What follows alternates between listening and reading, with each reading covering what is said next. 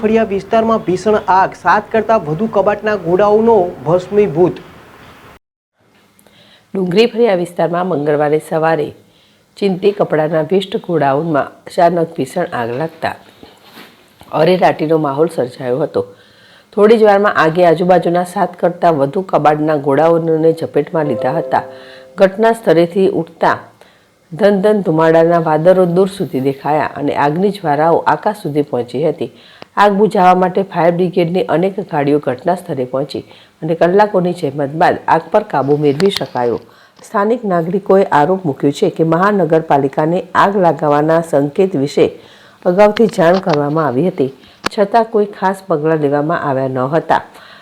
બાગડિયા godown ચાલકો ખુલ્લા નિયમોનો ભંગ કરતા દેખાયા। હાલમાં આગ લાગવાના કારણે તપાસ હેઠળ છે।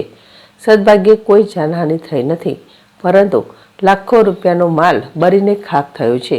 આ ઘટનાથી પ્રશાસન અને ગોડાઉન વ્યવસ્થામાં રહેલી સામે લોકોમાં ભારે રોષ જોવા મળે છે।